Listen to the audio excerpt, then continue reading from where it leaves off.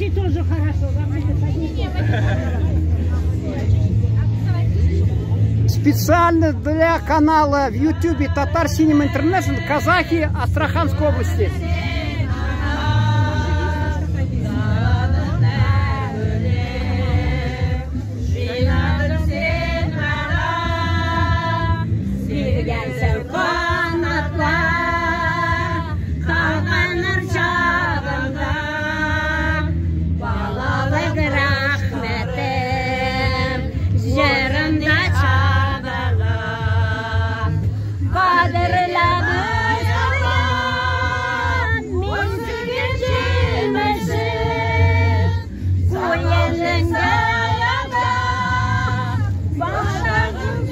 Татарка присоединилась.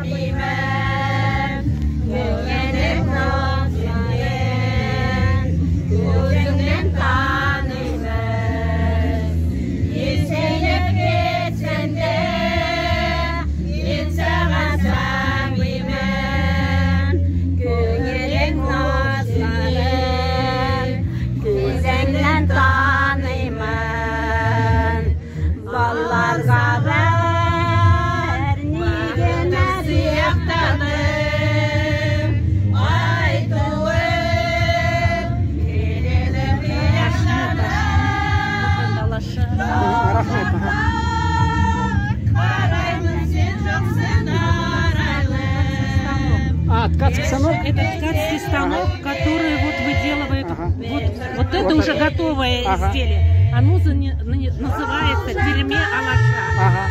Это очень древнее казахское ткацкое изделие. Обрабатывали раньше, красили шерсть, обрабатывали, и вот потом ткали вот на таком станке. Это тоже, да? Это кошмар, это называется кошмар, тоже красили шерсть.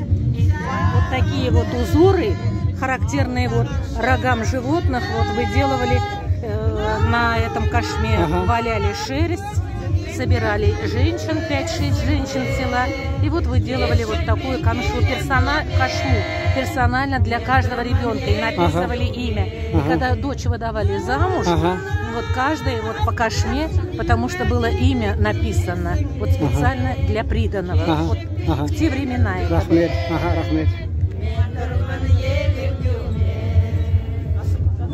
Ен? Ага, да.